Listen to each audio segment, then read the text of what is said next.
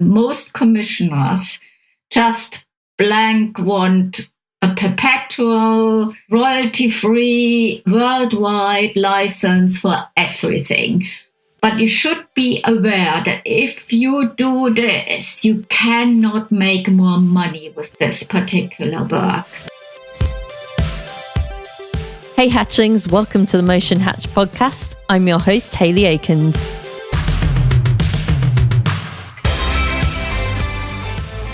On this week's podcast, we talked to Sylvia Baumgart. She's a trainee solicitor from James Ware Stevenson, and she also has a background as an art historian, a general manager for the Association of Illustrators, where she's now a board member, and she was the manager of the Own It programme at the University of Arts in London. So she knows loads about intellectual property law, and we also discuss contracts. Now, there's just a few disclaimers we need to get out of the way. Sylvia is sharing her expertise from the perspective of UK law, so if you're based somewhere else, there's lots of useful information that may be relevant to you, but you should seek legal advice from a local professional if you would, for example, like to create a standard contract or find out the position of ownership of copyright if you are commissioned, as this may differ outside of the UK. Also, this is just a quick disclaimer. This podcast is for general guidance only and discusses the legal position in the UK at the time of publication, unless stated otherwise. You must take legal advice and not rely on the information provided in this podcast before taking action. We do not update our podcasts, and therefore past podcasts may not reflect the current legal position. Okay, so after all that, let's get into it.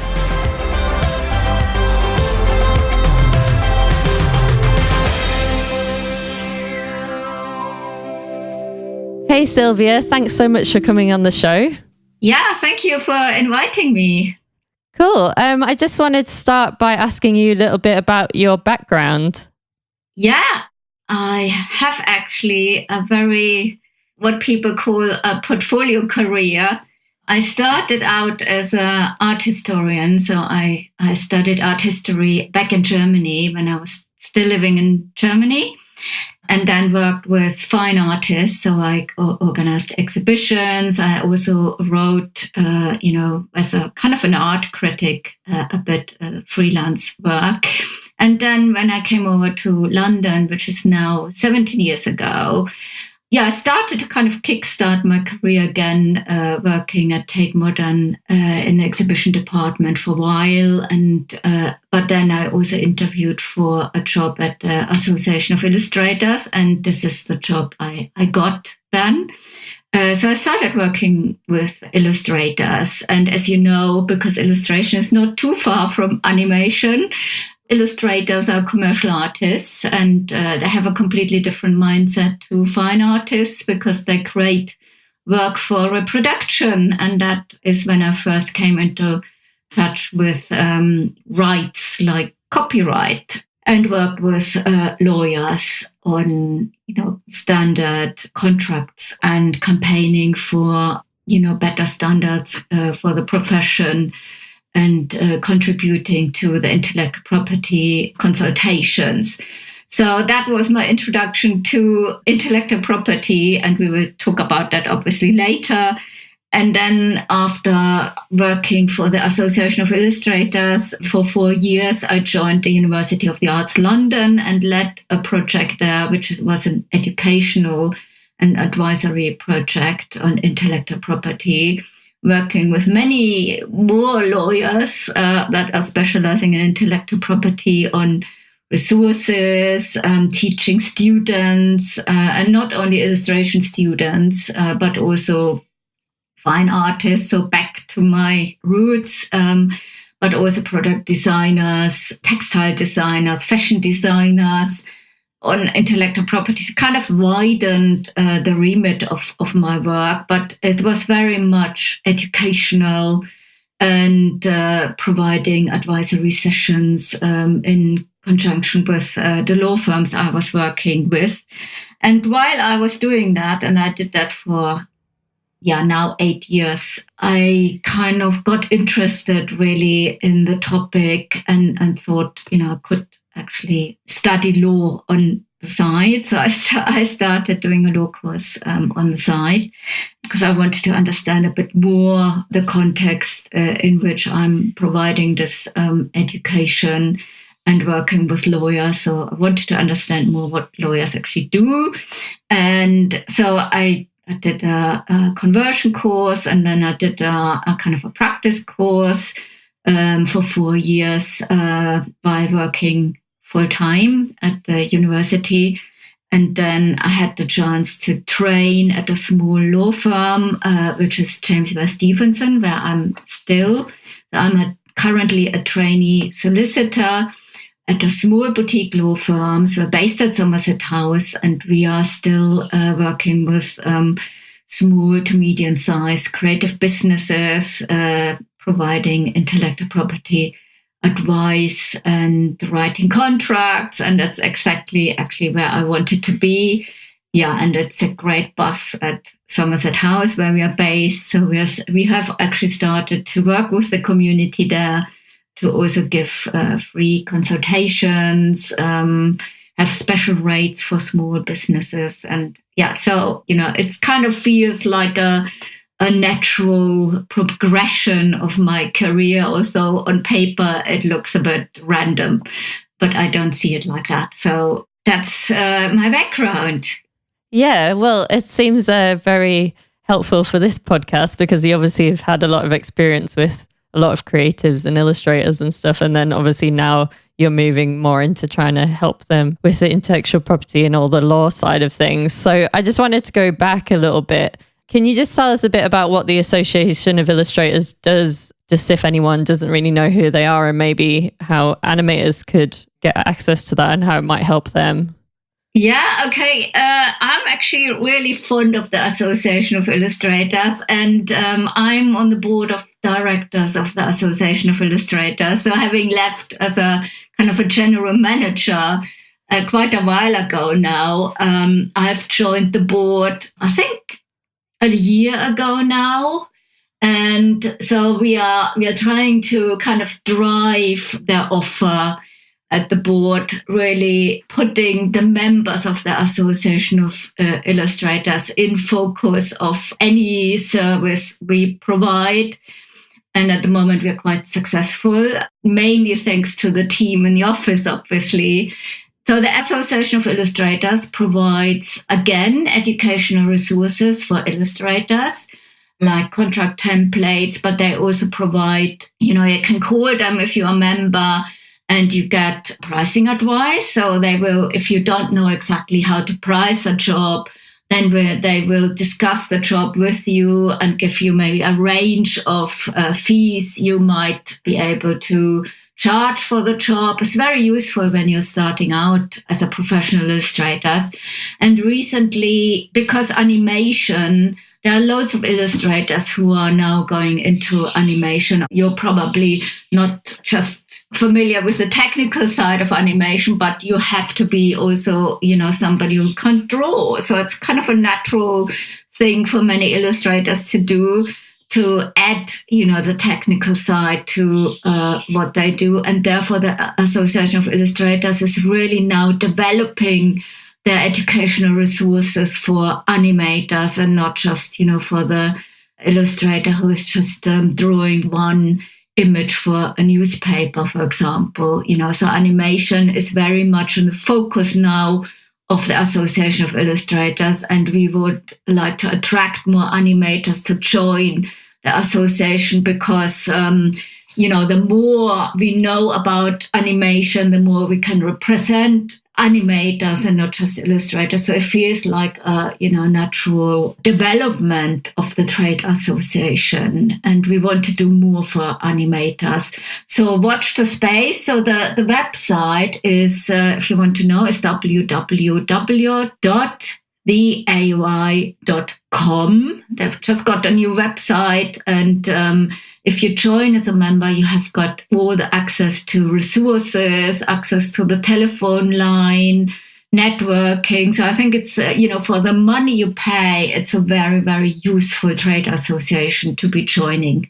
Yeah, I think it is very helpful because I know that a lot of people who listen to this podcast, it's kind of covering motion design and animation, but I mean, those two terms are very interchangeable in themselves. Yes, but exactly. A lot of people kind of design their own work and then they animate it. So, I think it's really helpful from that point of view, especially because I think now a lot of animators are doing their own style of illustrations and stuff like that and animating them. And then it's kind of getting a bit confusing when clients are kind of asking you to do an animation, but maybe then they want to use, the character designs for something else, which is where I think kind of intellectual property and all this copyright stuff comes in really. So I think it would be good to get into that a bit. So do you want to just tell us like what intellectual property is so we can be really clear on that? Yeah, it's obviously that would require a whole lecture on intellectual property. So I have to obviously keep it short. So intellectual property is not just copyright. So copyright is one type of intellectual property. So intellectual property is an umbrella term for certain intangible property. So copyright is one of these intellectual property rights, and it's mainly for creative output. So it's not just visual arts, like an illustration or drawing or painting that is protected by copyright, but it's also musical work, compositions, lyrics of songs, literary text, for example, a novel, typefaces, graphics. This is anything which is defined by law as a kind of a creative output can be protected by copyright. But then we have other intellectual property rights, and I'm just mentioning them on the side just to be comprehensive.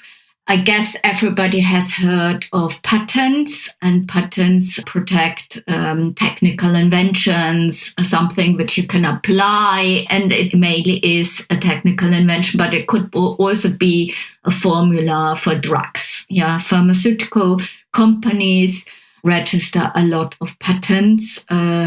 Then we have design rights. Design rights protect the appearance of products.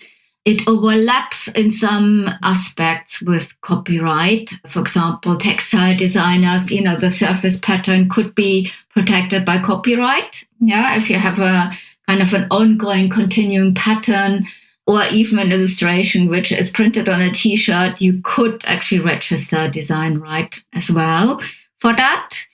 And you can also have trademarks, and trademarks protect the reputation it's a sign of origin. So if it's applied to a product, it actually tells the consumer where the product comes from and who is responsible for putting that product on the market.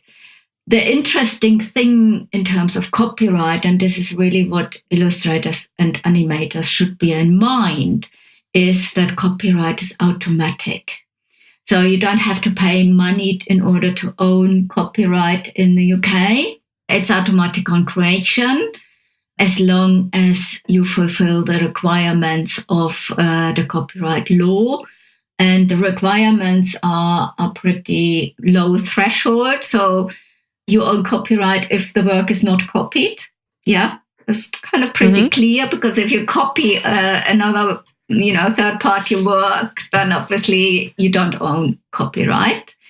If you have put in your own skill and labor into the work and it's original. So it could also, if I get bored with our talk, which I won't, obviously, but if I create, a doodle on the side, or you kind of create a doodle on the side on a piece of paper while I'm talking, and you put it, say, up on Facebook, then it's your work. You might not have, put a lot of effort into it, but you're a skilled animator and you own copyright in that work because it's your own creation. So the kind of creative threshold is pretty low. Even a child might own copyright in their little, childish drawing. Yeah, that's really interesting, actually. I never really thought about it like that. It's quite funny. Even if you do like a tiny little scribble, that's still like technically yours. But yeah, it's quite interesting. I quite like that. So in terms of how this kind of works for animators and motion designers, I think there's a few different things that we should cover, because you kind of have almost like two different types of freelancers. One is kind of someone who is probably working from like their own studio. They kind of have an illustration style and they're animating that style for clients. So I think they're quite different. And then on the other side, you'd have, you know, maybe like a motion designer, animator who would just maybe go into ad agencies, things like that. Maybe they just go in and animate somebody else's designs, or even they design stuff. But I think like if you're going in-house somewhere to animate something for an ad agency or for a design studio, then, you know, it's kind of assumed that they would own that copyright. Whereas I think if you're working from your own studio and you have sort of a style and someone hires you to do that, I think that's where you can kind of try and, you know, keep some of that copyright. I don't know whether you have any thoughts on that. Yeah, so by law, the position is if you're creating something, and it doesn't really matter if you're creating it from home or if you go into a design studio. If you are doing it and you are not employed, and it's the employment part which is, you know, very important, then you own the copyright in the work. So if you, for example, it's easier to say to your commissioner, if you're working from home using your own equipment and being commissioned, that you own, and this is the standard, you know, position.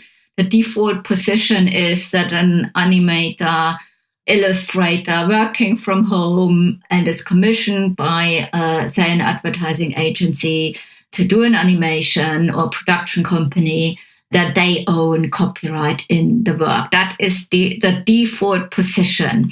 If an animator goes into a design studio or an advertising agency, uses their equipment, works under their control, and they are told, you know, what to use, maybe even given already, you know, existing drawings to animate them, then there's a question mark if this animator owns any copyright in the work. But it depends very much on the situation. So if they're still, you know, maybe pretty much only working to a brief and not being given any further guidance on what they're doing, and, you know, having work on their own laptop, or can even say it's understood that the work could also be delivered by somebody else, or it's clear that they are a freelancer just coming into the studio for convenience, then that could also mean that they are commissioned and not working as an employee or a temporary employee. But it becomes a bit more difficult to prove, that they are a freelancer in this situation. It depends on the circumstances of how they work, for the advertising studio. But unless the contract says otherwise, they own copyright in the work.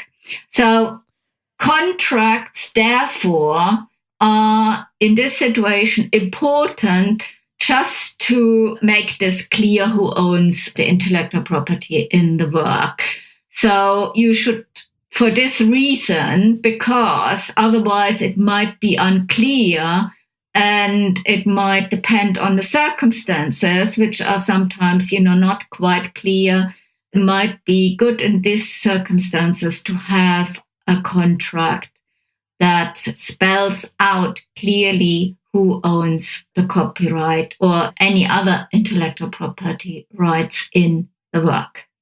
Yeah, so I think it's interesting because normally if you would go into someone's studio as like more of a freelancer, I think they would generally give you a contract to sign, which would say that they own the copyright in general. And then I think if they don't do that, I think then we should probably either be providing our own or asking them to provide that so it's clear. Because I think then if it's not clear and everybody doesn't really know what's happening, then that's where it can get a bit, icky or whatever. Like, and then if you want to retain that copyright and you're doing stuff in your own style and things like that, then I think it is up to the animator to try and, make that contract and make sure people sign it. I just know it gets really confusing for people, I think, because a lot of people do different types of jobs and then say, you get called up one day and just an ad agency's like, oh, we need someone for tomorrow. And you don't really even know like what the job is going to be.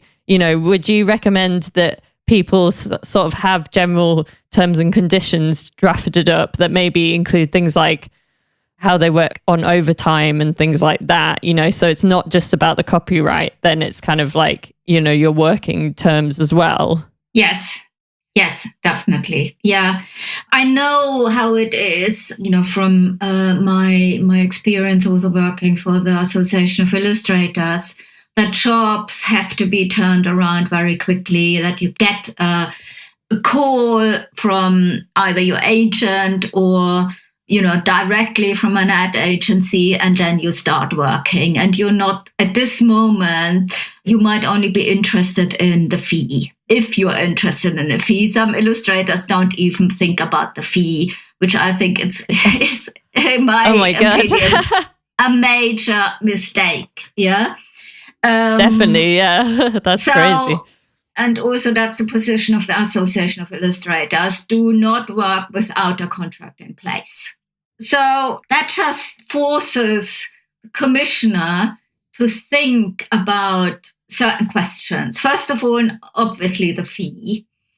Secondly, who owns the copyright and what can they do with the illustration or the animation? Yeah. And also what I always think should also happen, because especially in animation, as you know, animations can be time-consuming and elaborate. Yeah, so it's and you might work on a project for, say, even 4 weeks, day and night, to get it ready. And in this situation, you don't want a commissioner turning around saying, halfway through the job, oh, my client has changed their mind. They don't want this animation. They don't like what they have seen. We now cancel the job. Okay? And if you don't have a contract, you might get some money, but if there's no written contract, on what basis is your compensation paid? Yeah, so you should have something like a cancellation policy in your contract, which says, I give you a kind of a draft or some sort of storyboard. You approve the storyboard. If you're not happy, I make, something else. But after that, you pay more. And that needs to be spelled out in a contract. So everybody should have a standard contract for a commission animation. Nevertheless, commissioners might then, send you their own contract.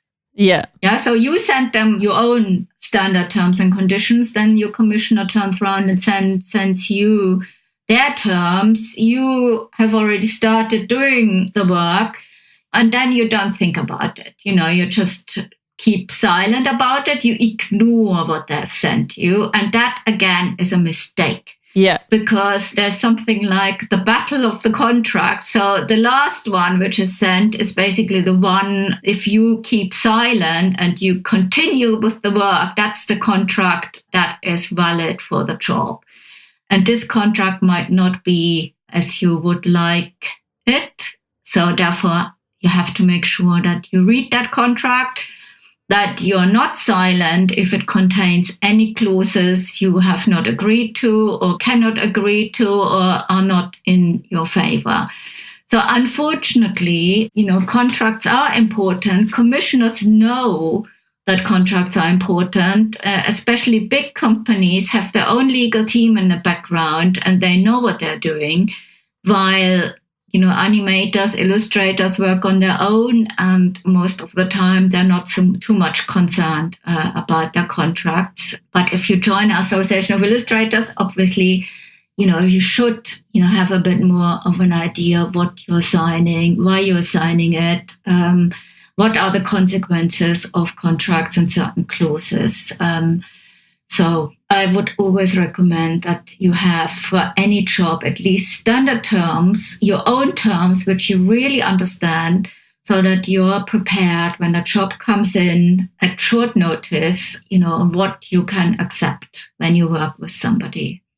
Yeah, I think that's really interesting. I didn't know about the thing that if they send you a contract afterwards, I didn't know that would be the one that was in force, if that makes sense. I think that not a lot of people would know that. So that's really, really great. Yeah, this is a real trap. And some commissioners do that on purpose.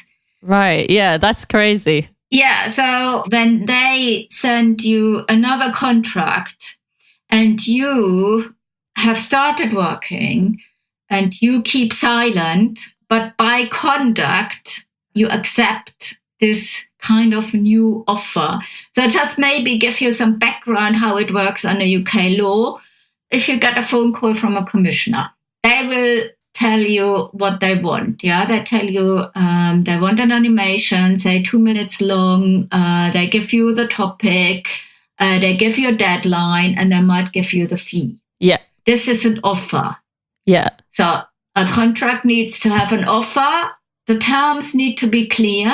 So as long as there's a price, there is, clear terms, and then you say, yes, you have accepted this offer. This can be an oral contract, so therefore a phone conversation is fine. Yeah, as long as there is some sort of acceptance. Acceptance can also be done by conduct. So if you then start working after this phone call, you have accepted the offer. Okay, yeah. So if you kind of, have this conversation and then per email, you confirm what they want you to do, confirm the price, and then in the email, attached to your email, you have your own standard terms and conditions. Okay? Yeah. This is a sort of either further clarifications of the terms of the contract, but also kind of a counter offer. Okay, yeah. So you have not quite accepted their offer because it might not be quite clear. So you have inserted, say, more terms, for example, the term about the copyright, about the license and so in your contract. Yeah. And if they keep silent or say in an email confirm that that's fine, then you have a proper contract. And then you perform your obligation, namely you create the animation and they pay you. This is all fine. If they then get back to you with their terms and conditions, ignoring your terms and conditions, they make again a counter offer to you. Yeah. If you then do not get back to them, refusing this counter offer, but continue working on the animation, so what do you think would happen then? Yeah, so then their kind of terms are in force and not yours. Exactly. It's called under UK law the battle of the contracts. So be careful because it's a real trap. And if it comes to court, they will look at who sent the last contract and how did the other party react? Yeah. Yeah. So if you continue working then and ignore, then it's acceptance by conduct. Okay. So say if they send you their terms after you've sent them your terms and you disagree, then you should kind of take them up on it, right? And say like, I normally work like this. Do you agree to that? Can we change what's in your terms and conditions? Exactly. You need to do that. You need to spell it out. You can't just ignore it. You can't just keep working on the contract thinking, it goes away or your contract is still valid. It's not. It's their contract which will be valid in the end. So if you don't get back to them saying, I don't like this clause, can we change it? Then this contract will be enforceable by them. Okay, so should we be getting the clients to like sign our terms and conditions, or is it enough to just deliver them the terms and conditions, and if they kind of agree on email, what do you recommend?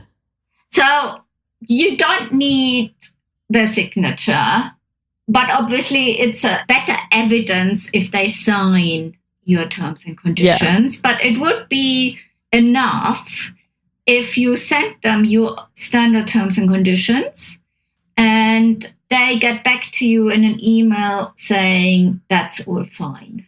But you need to keep the emails, keep the record. That's very, very important in this case. If you don't have a signature, then keep the email conversation you had with them and the confirmation, the last email where they confirm that they're happy with your standard terms and conditions. Yeah, so trying to dig deeper into that, what kind of things should we be putting in our contracts? Because obviously you've got like who owns the copyright, the fee, if you want to put an end date or rounds of amends, like, the scope of work, like how much work you're doing for them and at what price. Is there any other things that you think that we might miss out that you think should be included? Yes. So obviously, the rounds of approval, that's, I think, is important. A kind of a cancellation policy whereby you get paid for the work you have already done, even if the job is not then used. So this has all to do with payment and compensation. But then it's also very important to put in your intellectual property clause. So, for example, obviously an intellectual property clause which gives them either a license to use the work or you assign copyright to them. So assignment is a straight out sale. So you give them the right, you transfer copyright to them in the work you have done. And that means they own the copyright and can then do whatever they like with the work. So they have then the same rights as you have as the author, as the owner of copyright. And as the owner of copyright, you have economic rights. And these consist of, you have control over who copies the work, who creates derivative work based on the work. Yeah, for example, if you have a storyboard, which is a 2D work, they then have the right to animate it. To create a film, the animation from it. And, it could also be that they want to write a novel, or create a comic from it. These are derivative works, It works, for example, if an author has a novel and then it becomes animated, you can't just, because it's a completely different medium, you can't just assume you can do it. No, it's a derivative. It's basically an adaptation of the original work. So they need to have permission of the copyright owner of the original work. So these are this kind of derivative works. Okay. And then a third aspect is that they distribute the copyright work. So that means obviously that they can, for example, put the animation on a DVD and sell the DVD, or they can distribute it by making it available through streaming services. And this is all part of economic rights, and that can all be carved out, put into separate purposes, So you can just give them the right to copy, but that is probably not enough because they also need to have the right to distribute it or to make it available to the public through Facebook or digital media or some devices like a DVD. And so, it depends on the job. Okay. And that needs to be spelled out in the license. So if you assign the rights, which is a complete transfer, then this is ownership of copyright transfers to them. And you can then get paid either a lump sum, which should be quite high if you sign the rights, or you can get paid in royalties. So, for example, if they are a big production studio like Disney, they would pay you royalties for it goes into cinemas, it goes on DVDs, and so that is quite a big contract and a big license. And then you get paid on sales or whatever, on what kind of basis, and that's a royalty contract. And what I also want to mention in terms of licenses, it could be if you, for example, do a small animation for an advertising campaign for a client, and then they decide not to use it. You could then have in your contract, if they don't use it within, say, a year or so, and they don't put it out, that the copyright reverts back to you. Oh, okay, yeah. So basically, they transfer the ownership back to you so that you can still use it, say, for yourself or for fun. Yeah. Another thing is, if you transfer copyright, be aware, because you completely transfer it, you also don't own anything anymore. There should also be a license back to you, which says you can use it for your portfolio and for self-promotion. Because if you don't have that in the assignment, in principle, they can stop you from, kind of using your own animation, your own work for this kind of portfolio, because you need to copy it in order to have it on your show reel. Yeah? Yeah. I think that's a really good point, to have something in there that says, I can use this to promote my own work, kind of thing. Yeah, definitely.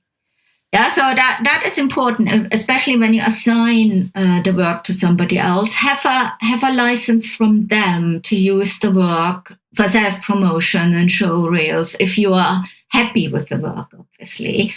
So another thing is, so if you do not transfer ownership, the other option is the license, which in principle means that you still own copyright in the work. So you still have control over who copies the work, who makes derivatives, and who distributes the work. But you give them a license to do that. And there are 3 kinds of licenses. So you can have a non-exclusive license. That means you can give a license to anybody else to use the work, which is, in terms of advertising, it's not very practical for the commissioner, because they don't want to see a similar work or even the same work used by somebody else or even by you.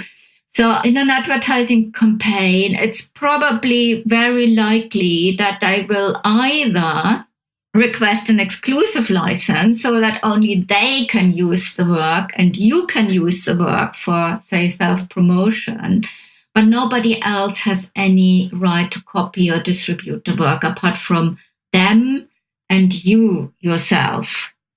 A sole license is probably better for them, because that even prevents you from using the work.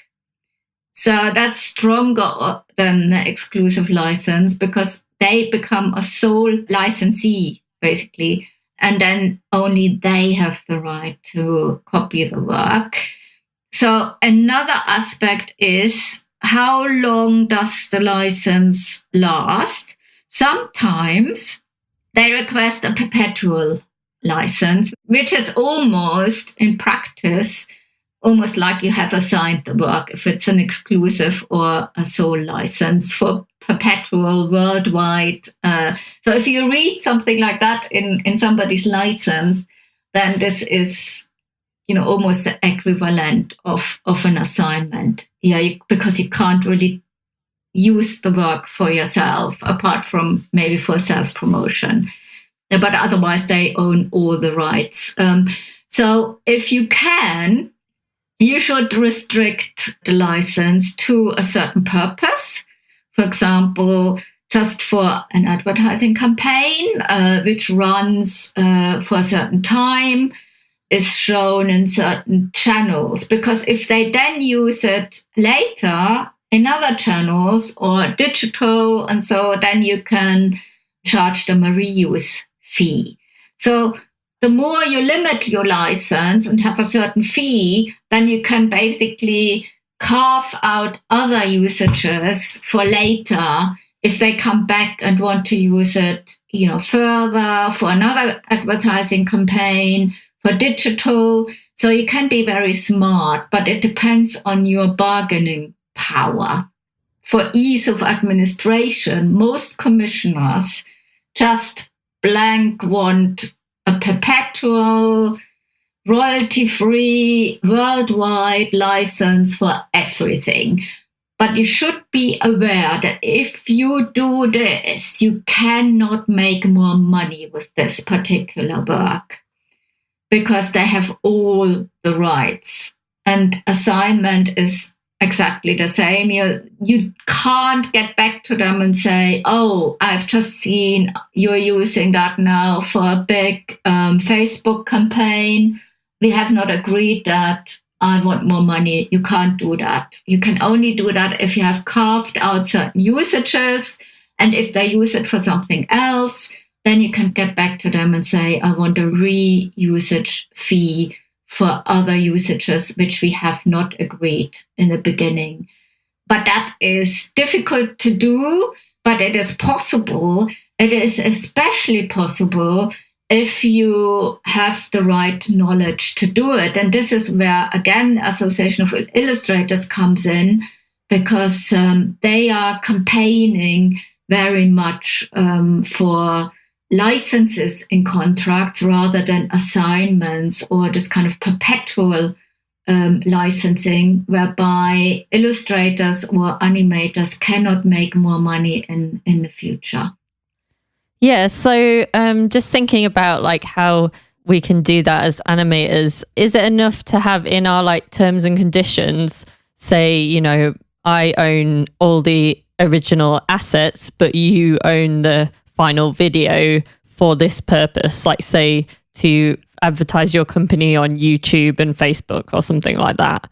Would that be enough to kind of, for me to keep the rights, say, of the characters that were in the animation or something like that, so the company couldn't use those characters in like a print campaign, for example? Or do you think that we should be aiming for like a separate license document that kind of has more detail? What do you think about that?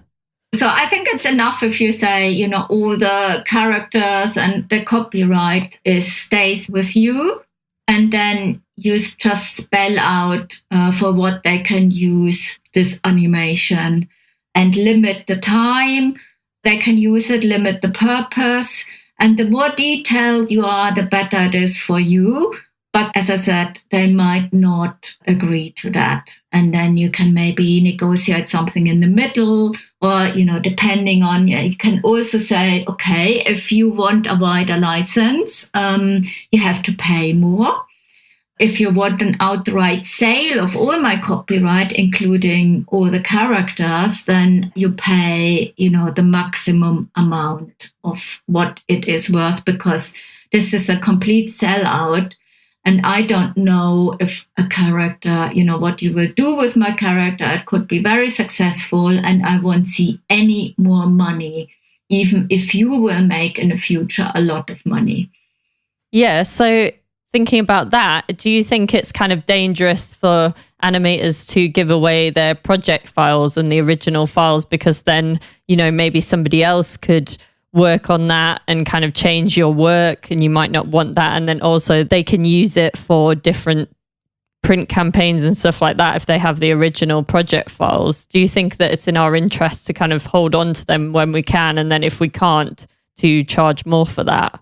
Yes, definitely. But you can also, if you are nice and also, you know, kind of consider how it works in the industry, you might be asked to provide your original files.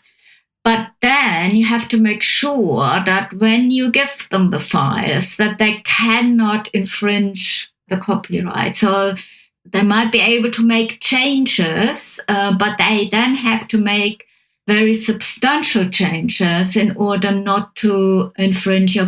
So for them, there is a danger if they work with your files and you have not given them copyright, that they will infringe your copyright. So it's not really in their interest to have your files if they don't want to use what you have done. So there are always provisions in the contract which regulate how you can give them the files, what they can do with the files, and when you have to be paid for them using the files. So if it's, for example, a very bespoke work and you know you will never ever use the work again, then it doesn't really matter if they have your original files. Yeah. If you give them something which you think is valuable to you, then you should protect yourself. So you should ideally not provide them any original files and make sure that they can't use it in a way where you're not paid for it. Yeah, so I just think that if people, try and hold on to them yourself, and then if people insist and you think it's something valuable, like you said, then maybe that's when we should be charging a fee for the project files as well. And then saying you can, you have the copyright, here are the project files, this is what it's going to cost you, basically. Yeah, so there should be a clause in your contract when something goes wrong. And they decide not to take it further with you. Yeah, because if they want to take it further with you, or even if the job is finished and they want the file, so you can include in your contract a clause which says it is at your discretion to give them the original, digital files. And you should get paid for that. And also, that there are certain restrictions on what they can do and cannot do with these files. And there should be there should be a clause in your original contract so that it's clear to them that they cannot just ask you and they don't own the original files for the project. Yeah, that makes sense. Yeah. So that's why, again, because of all this, it is, in my opinion, really important that anybody who works professionally should have their own standard terms and conditions. And that could be, a one-page standard terms and conditions, which just sets out these basic provisions. Because from then you can negotiate with your commissioner. If they're not happy with these terms and conditions, you have this conversation. At least you have this conversation and you know exactly on what basis you have done the work then. So it's all about communication then. If you don't have that, first of all, they know you might not be aware of what they are doing or not. So they might just send you their own terms and conditions, which I'm pretty sure they will be in their favor and not in your favor. Thanks so much again to Sylvia for coming on the show. That was really great. We just wanted to clarify something in the episode. Even when copyright is assigned, you can carve out certain rights, the same as in a license, so that you only assign certain rights and not everything outright. Also, royalties may be paid in both cases, assignments and licenses. Now, this is just part 1 of her episode, so please watch out for part 2 coming in the next few weeks. We've made a free workbook for you for this episode. If you go to motionhatch.com/14, you'll find all the show notes and all the links that Sylvia mentioned, and you can also download the free workbook there, which will just help you solidify your knowledge of what you've learned on this episode. Since recording this podcast, Sylvia and I have been working on a freelance contract bundle, which is specifically designed for motion designers and animators. So if you go to motionhatch.com/contract, you can sign up there to be notified when that will be released. And you can also get a 10% off code when you do that. So I hope you've enjoyed this episode. See ya!